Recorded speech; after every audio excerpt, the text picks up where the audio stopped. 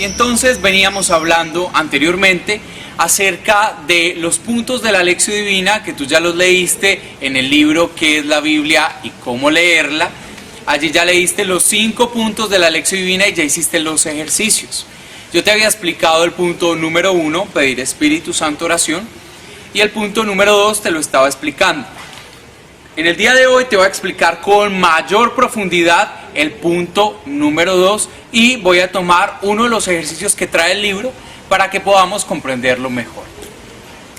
Muy bien, entonces en el segundo punto de la lección, la lectura del texto en su contexto, decíamos que hay que tomar lo que hay antes, que hay que tomar lo que hay después del texto que nos piden.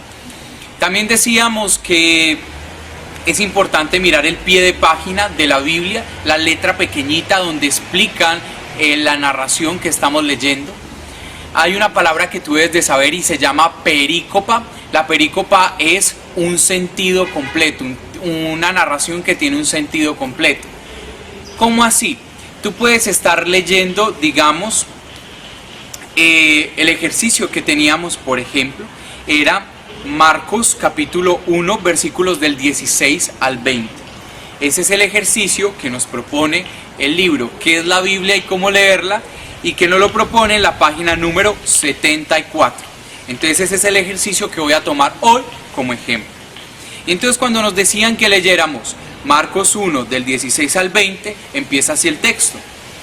Caminando junto al lago de Galilea, vio a Simón su hermano, Andrés, que echaba las redes al lago, pues eran pescadores. Jesús les dijo: vengan conmigo y los haré pescadores de hombres. Inmediatamente, dejando las redes, le siguieron. Un trecho más adelante vio a Santiago de Zebedeo y a su hermano Juan, que arreglaban las redes en la barca. Inmediatamente los llamó y ellos, dejando a su padre Zebedeo en la barca con los jornaleros, se fueron con él.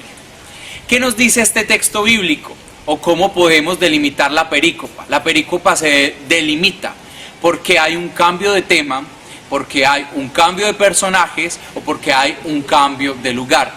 Acá nos dice que caminando junto al lago de Galilea, o sea que empieza una perícopa porque hay un cambio de lugar, el lago de Galilea. Pero ya luego, si tú ves en el mismo capítulo 1 de Marcos, versículo 21, dice: llegaron a Cafarnaúm el sábado. Eso quiere decir que hay cambio de perícopa, o sea, porque hay cambio de lugar. ¿Sí me estás entendiendo la idea? ¿Qué es una perícopa? Es una narración con sentido completo.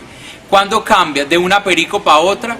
Cuando se cambia de personajes, se cambia de lugares, se cambia de tiempo, día, noche, mañana, tarde, sábado, domingo, Cafarnaúm, Nazaret, por ejemplo, o cuando se cambia abruptamente de personajes o de temática. Por ejemplo, nos vienen hablando de la parábola de la oveja perdida, de la dracma, esto está en Lucas, cuando nos hablan de la oveja perdida, de la dracma que se le pierde a una mujer, del tesoro escondido y del hijo pródigo. Todo eso aparece en un mismo capítulo de Lucas. Entonces, ¿qué podríamos decir allí? Que están tocando un mismo tema durante todo ese capítulo. ¿Por qué sé eso? Pues varias cosas. En los 4 textos hay una cosa que se pierde. Una dracma o moneda, una oveja, el hijo que se va, se pierde, por decirlo de alguna manera, y un tesoro escondido. En los 4 textos, por ejemplo, hay alguien que los busca. El pastor busca la oveja, la mujer busca la moneda, el que encuentra el tesoro perdido y el papá que busca al hijo. O mejor dicho, no lo busca, pero lo ve venir desde lejos y pues lo encuentra después de que se fue y tomó otro rumbo. Entonces vemos, hay una persona o algo perdido, hay alguien que está en búsqueda de él y ese alguien que lo busca desesperadamente hasta poderlo encontrar. La mujer busca desesperadamente la moneda hasta que la encuentra. El pastor a la oveja deja las 99 atrás. Y el papá que no le dice nada al hijo, sino que cuando lo encuentra antes bien, le dice a los jornaleros que por favor alisten un festín y una comida porque el hijo que estaba perdido lo ha encontrado. ¿Por qué te estoy contando esto? Porque los capítulos de la Biblia traen temáticas, entonces una temática puede venir del capítulo 2 al capítulo 4, la misma temática. Por ejemplo, esto que te estoy contando se llaman las parábolas de misericordia del Evangelio de Lucas y traen un mismo temario. Entonces nosotros podemos delimitar los textos por temas, por cambios de lugar, por personajes. Entonces pueden ir temas dentro del Evangelio y también perícopas dentro del Evangelio. Recordemos que la Biblia se divide por capítulos y versículos. Entonces, a ver, ¿de qué capítulo, de qué versículo a qué versículo va una perícopa? ¿O de qué capítulo a qué versículo, de qué capítulo a qué capítulo va un mismo temario teológico? Por ejemplo, el temario de la misericordia o las parábolas de misericordia de Lucas. Vuelvo otra vez a nuestro texto. Entonces dice acá, vamos, ya pedimos Espíritu Santo, punto 1 de la lección, estamos en punto número 2. Dice que Jesús les dijo, entonces ¿tú qué vas a hacer? Esto lo vas a ver en la pantalla, te lo vamos a poner. Estás viendo ahí en la pantalla el texto bíblico, repito, Marcos 1 del 16 al 20. Entonces dice, caminando junto al lago de Galilea. ¿Caminando quién? Jesús. Entonces ponemos, subrayamos con un color, lapicero de color. ¿Te acuerdas que te había dicho desde el primer encuentro que íbamos a tener lapiceros de colores y íbamos a subrayar la Biblia? En la imagen se está viendo. Subrayas de color azul Jesús. Acá no aparece en el versículo 16 Jesús, pero ya sabemos, entendemos, sobreentendemos que es Jesús. Entonces subrayas todos los verbos que tengan que ver con Jesús con lapicero azul. Entonces, caminando con lapicero azul. Junto al lago de Galilea vio, entonces con lapicero azul. A su hermano Andrés, que echaba las redes, las echaba Andrés, entonces no va de azul, porque estamos solo subrayando los verbos de Jesús, pues eran pescadores. Jesús les dijo con lapicero azul en un circulito lo subrayamos, vengan conmigo, entonces los haré pescadores de hombres. Entonces, vengan, es algo que dice Jesús, lo subrayamos con azul, haré, Jesús los hará, entonces lo subrayamos también con azul. Inmediatamente dejando las redes, ese verbo no es de Jesús. ¿Quiénes están dejando las redes? Pues a los que Jesús llamó. Dice un trecho más adelante, vio, también lo subrayamos de azul, a Santiago de Zebedeo y a su hermano Juan, que arreglaban las redes en la barca. Inmediatamente los llamó, entonces llamó, también es una acción de Jesús, lo subrayamos con azul. Y ellos dejando a su padre Zebedeo en la barca con los jornaleros, se fueron con él. Ese dejando y se fueron hace parte de los otros discípulos que llamó, así que no hay que subrayarlos. Entonces nota lo siguiente, todos los verbos que subrayamos en azul en el texto hacen parte de las acciones de Jesús. ¿Para qué nos sirve subrayar las acciones de Jesús? Pues uno, el personaje que más acciones tenga en el texto bíblico es porque en definitiva es el personaje central. Si Jesús tiene 20 verbos, Pedro tiene 2 verbos y Juan tiene un verbo, entonces el personaje central es Jesús. ¿Qué nos sirve sacar los verbos? Nos ayuda a delimitar, o más bien a dibujar o a trazar la personalidad. Dice acá que Jesús estaba caminando, o sea que es un hombre activo, que vio, es muy observador. Ya luego dice que les dijo, es alguien que tiene el don de la palabra que dice. Ya luego nos dice que vengan y los haré, o sea que tiene la capacidad de hacer en las personas algo, hacer la obra en las personas. Y ya luego dice que vuelve y llama, son 2 verbos que se repiten en cuanto a Jesús. Entonces uno dice, bueno, o sea que la actividad principal de Jesús en este texto es llamar, porque se repite el verbo 2 veces. Y bueno, ya dejémoslo hasta ahí. Y también vio, aparece 2 veces, cuando vi a la primera tanda de discípulos que llama y cuando vi a la segunda tanda de discípulos que llama. O sea que Jesús lo que hace es ver y llamar. Esas son las acciones más relevantes dentro de todo esto. Entonces miremos que esto nos ayuda a discernir qué nos quiere decir el texto. Por ejemplo, un mensaje que podríamos sacar, que Jesús todo lo ve. Siempre está mirándonos y siempre está buscándonos. Lo segundo, Jesús siempre te llama a ti y a mí. Nos llama para que seamos pescadores de hombres, para que le sirvamos, para que seamos discípulos, para que seamos misioneros. Él siempre está dispuesto a llamarnos. Ahora, ¿qué características vemos? Ambas tandas, por decirlo de alguna manera, de discípulos que llama, son pescadores. Y entonces, ¿qué significa ser pescador? Pescador es una persona que tiene un oficio, una ocupación normal, mediana. Él no busca al gran empresario de la época, o o a los sumos de esa época, o a la nobleza de la época. Él busca al plebeyo, a la persona que tiene una cotidianidad, a la persona que está haciendo sus labores. Él va hasta el trabajo, los ve y los llama. ¿Y eso qué quiere decir? Que Él puede llamarte a ti y a mí. Es que yo no me siento digno. Él nos puede llamar, ¿ven?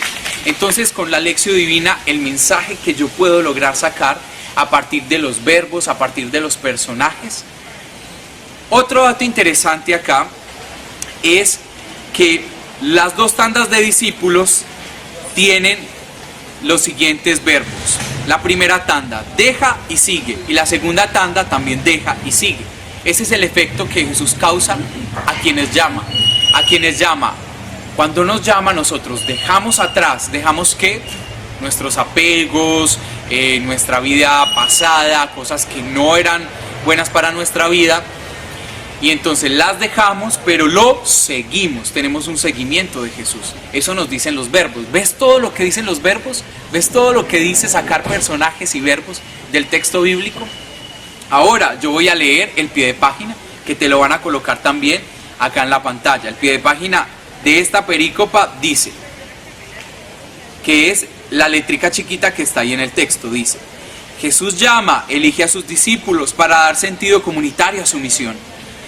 Sin comunidad no hay reino. Tradicionalmente los discípulos buscaban a su maestro. Aquí es Jesús el que toma la iniciativa, llama a sus discípulos, los hace pescadores de hombres. Metáfora que da sentido universal a su misión.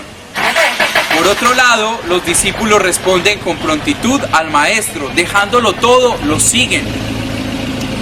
Consiste la vocación cristiana, el seguimiento radical a Jesús, camino, verdad y vida. ¿Ven? Eso es lo que me explica el pie de página. Entonces así ya me va quedando más claro este ejercicio. ¿Qué hice? Punto 1, oré. ¿Qué hice? Punto 2, pie de página, saqué verbos, saqué personajes, y de ahí miren la reflexión y la riqueza que hemos sacado del texto. ¿Ves? Ahora ya podemos hablar del punto número 3. El punto número 3 es qué me dice el texto a mí, ya en mi vida. Entonces, ¿cuáles son las redes que yo tengo que dejar?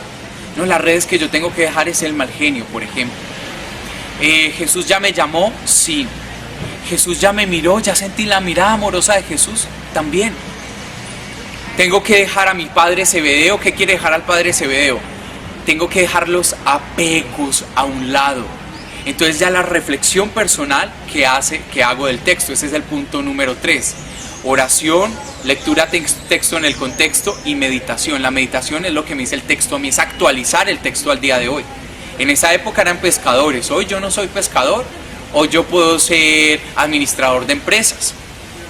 Entonces, ¿cómo actualizo? Actualizo con que Él me está llamando. Él va hasta mi trabajo donde soy administrador de empresas, me ve y me llama. ¿Ves? Es actualizar el texto.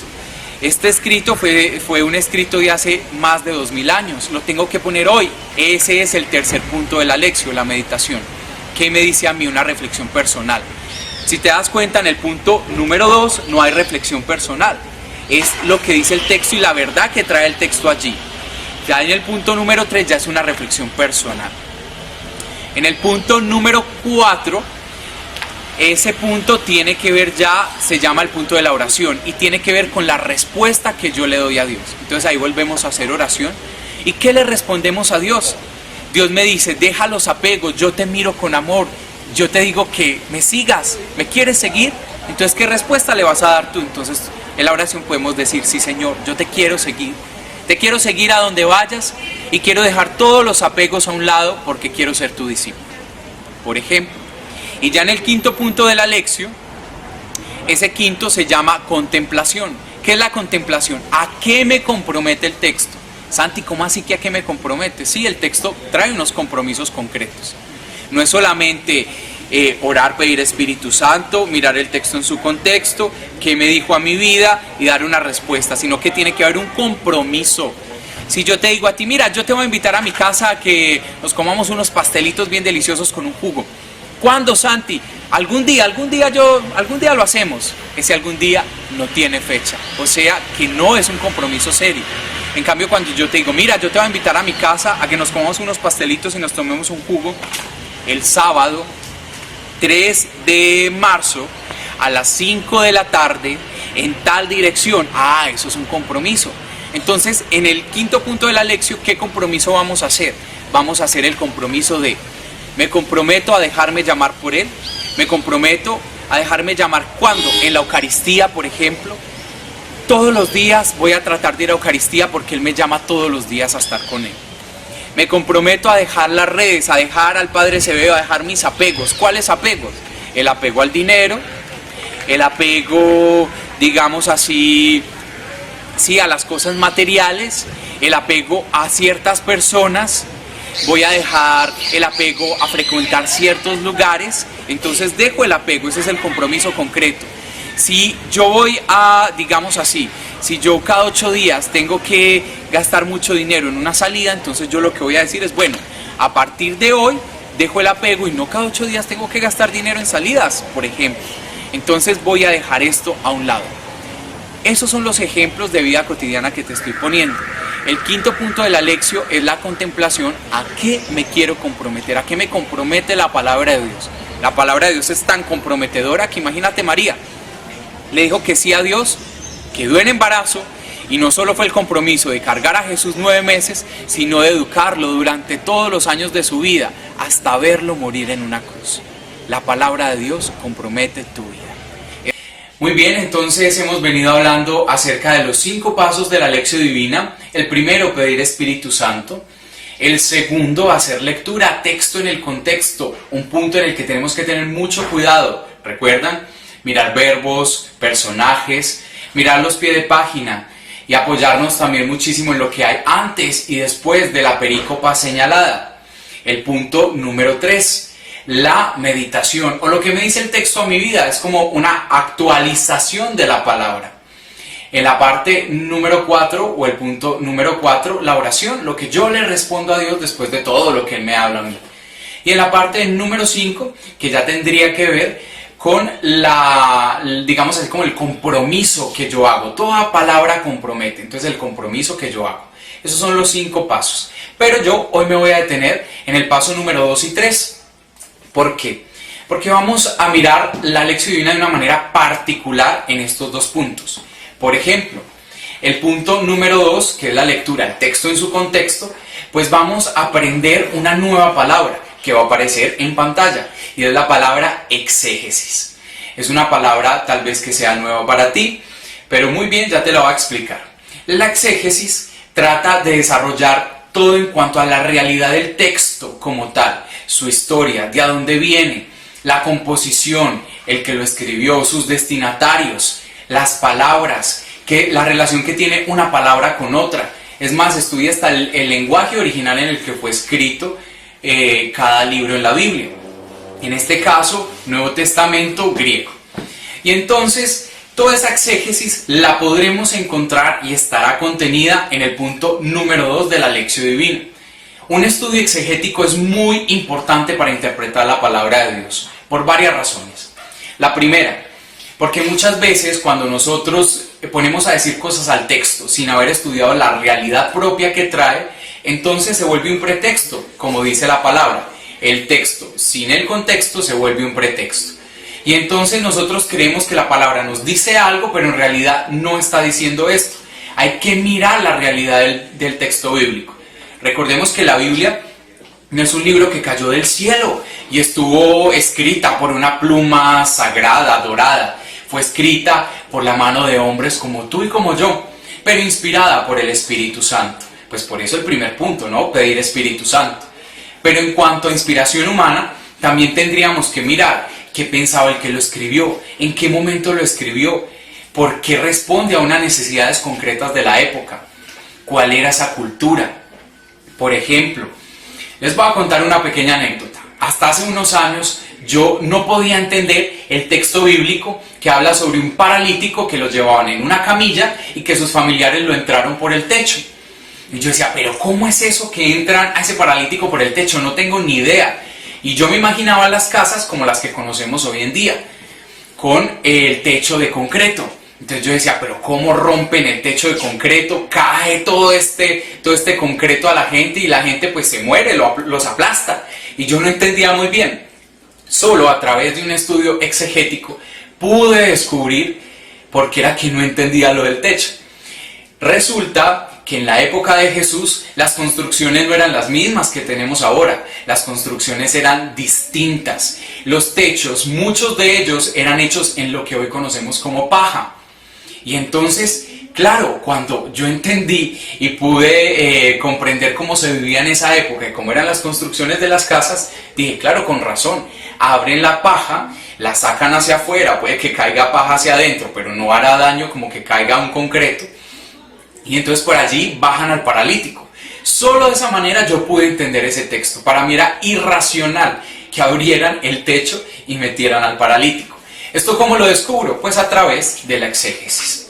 La exégesis viene ¿en qué partes? En libros especializados de exégesis. Hay muchos libros especializados de Mateo, de Lucas, de Juan, del Antiguo Testamento, que abren puertas para poder entender versículo a versículo, palabra por palabra, qué significaba, cómo era la construcción. Cuando yo leí el comentario exegético, me hablaba cómo eran las construcciones, cómo eran las casas de esa época. Es muy importante la exégesis para el segundo punto de la lección divina. Santiago, ¿y yo cómo encontrar esa exégesis? ¿Solo en los pies de página? No. Habrán unos libros que más adelante te iré contando cuáles son, en los cuales podremos encontrar la exégesis. Hay algunas personas que me han hecho la siguiente pregunta. Yo leo el libro Minutos de Amor, o yo leo el libro Un Minuto para Orar, allí aparece el Evangelio del Día y aparece una explicación.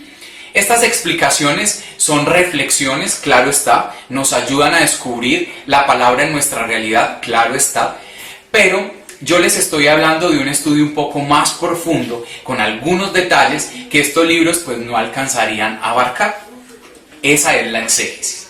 Entonces quiero que me entiendas. Punto 2, lectura texto en el contexto, que contiene exégesis como tal. Y el punto 3, ¿qué te quiero hablar sobre ese punto 3? La meditación. El punto 3, que es la meditación, donde el texto me dice algo a mí, eso también se llama la actualización de la palabra. Esa actualización debes de aprender algo. La podríamos asemejar como la hermenéutica con H. La hermenéutica son aquellas interpretaciones que yo le doy a determinados textos, y no solo a textos, por ejemplo, a objetos. Te voy a poner este ejemplo. Resulta que el dragón, para algunas culturas, el dragón es lo más terrible, lo más miedoso. Dicen, el dragón me emula como un monstruo, como alguien que me va a devorar. Para las culturas orientales, específicamente como China, el dragón es de la buena suerte. Es un animal buenísimo que hay que tenerlo en todas las casas. En cambio, para otras culturas no lo es. Por ejemplo, lo que tanto hablamos nosotros que hasta nos da risa. Hay gente que come cucarachas en otros países, que come animales que nosotros los occidentales no comeríamos, ni siquiera porque nos pagaran. Eso depende del punto de vista que tú tengas. ¿Qué pone ese punto de vista? La cultura donde naciste, el país donde naciste. También lo ponen las filosofías que han permeado tu vida, tu entorno familiar. Y entonces, en ese orden de ideas, la hermenéutica es la manera en que interpretamos los diferentes elementos de la vida, incluyendo la palabra de Dios. En el punto número 3 de la lección divina, que es la meditación, tú te darás cuenta que la meditación tiene que ver mucho con la hermenéutica. La meditación es lo que te dice el texto a ti, lo que tú interpretas del texto. Y entonces cuando yo estoy leyendo, por ejemplo, Lucas, y dice, vine a liberar a los cautivos. Puede que una persona esté leyendo, vine a liberar a los cautivos, y dice, uy, el Señor me dice a mí que quiere liberarme de este apego que yo tengo. Pero puede que esté otra persona en algún otro lugar del mundo leyendo este texto bíblico y diga, no, el Señor quiere decir que viene a liberar a tantos presos que están en las cárceles injustamente. Entonces mira, son interpretaciones muy distintas y son puntos de vista diferentes. Esto tiene que ver la hermenéutica, la interpretación que yo le doy a los textos. Punto número 2, exégesis. Punto número 3 de la lección divina tiene que ver con la hermenéutica. Bueno, ahora pasemos a los ejercicios que teníamos de las páginas del que es la Biblia y cómo leerla, de nuestro libro que es la Biblia y cómo leerla. Ya más o menos en el video anterior yo les fui como dando unas pistas o unas claves de lectura sobre el ejercicio número 1, que es Marcos 1 del 16 al 20. Les voy a dar unas nuevas claves acerca de este ejercicio. Dice que echaron las redes, ya vimos los verbos que tenían que ver con Jesús, que tenían que ver con las 2 tandas de discípulos que llama, pero yo te quiero hacer énfasis en lo siguiente. En tu Biblia, qué bueno que subrayaras las siguientes 2 palabras. Ve buscando ahí tu Biblia, porque ya pasamos de página a los ejercicios. Hay 2 palabras en las 2 tandas de discípulos que llama Jesús que aparecen allí, y es inmediatamente. Aparece que inmediatamente Simón y Andrés dejaron las redes, y en la segunda tanda, que es Juan y Santiago, inmediatamente dejaron a su padre Zebedeo, o dejaron de preparar las redes. Puede que tu Biblia aparezca inmediatamente o aparezcan sinónimos como al instante o enseguida. Este aspecto de este ejercicio es muy importante. No sé si tú ya lo habías notado, y si no, pues por eso te invito a que lo subrayes, porque esta perícopa es una perícopa de llamado. Y entonces, ¿qué nos muestra? Primero, que está apareciendo acá en la pantalla el texto bíblico. Primero, que hay alguien que llama. Segundo, que otros son los llamados y que ellos tienen que responder a ese llamado. Pero tercero, que ellos tienen que responder inmediatamente al instante. Porque si tú no respondes inmediatamente, tal vez estás perdiendo la oportunidad de tu vida. ¿Cómo así, Santiago? ¿Es que tal vez Dios solo llama una vez? No, Él llama muchas veces, pero ya bajo diferentes condiciones. No es lo mismo que te hayan llamado a ti cuando tenías 20 años a cuando tenías 40 años. Y te voy a poner un ejemplo en cuanto a la vocación. Por ejemplo, puede que una persona ya se haya sentido vocacionada o llamada a la vida matrimonial a los 30 años, pero no haya querido responder a ese llamado por miedos, otras cosas, etc. Ya a los 45 o a los 50 dice, no, definitivamente mi llamado es el matrimonio. Se tardó porque le hicieron un primer llamado, no lo respondió. En este segundo llamado tal vez tenga la oportunidad de casarse y de responder al llamado al matrimonio, pero bajo la condición o el precepto de que no van a existir hijos, pues por el tiempo cronológico de la procreación. Tú puedes responder al llamado inmediatamente o después, pero si lo haces después, seguramente será bajo otras condiciones. ¿Condiciones que pone Dios? No, que pones tú, de acuerdo a la respuesta generosa del llamado. ¿Esto qué quiere decir? Que el texto nos dice inmediatamente, porque cuando Jesús te llame, tenemos ahí mismo que soltar lo que hacemos y caminar con Él. Ese es el llamado. Así funciona. ¿De dónde lo saco? Lo saco del texto bíblico. Ahora vemos que ellos estaban trabajando. Ser pescador era trabajar. Ellos no le dicen, Jesús, nos llamaste a las 3 de la tarde, a las 6 salimos, espéranos. Y apenas salgamos del trabajo, pues yo te respondo. No, es inmediatamente que se responde a ese llamado. Entonces, en este orden de ideas, mira cómo puedes ir complementando. Ese primer ejercicio, tal vez no te habías percatado de subrayar la palabra enseguida o inmediatamente. Y entonces mira, puedes subrayarlo en tu Biblia como aparece acá, ponerle una linecita y escribir al lado. Inmediatamente quiere decir cuando Él nos llama, responder de una, sin pensarlo, ahí mismo. Ellos no tuvieron mucho tiempo de decir vamos a organizar algo, no, ahí mismo lo siguieron. Esto es todo lo que debes aprender hoy: exégesis, hermenéutica y complementación del ejercicio número 1 del libro, que tiene que ver con el llamado a los discípulos, Marcos 1 del 16 al 20.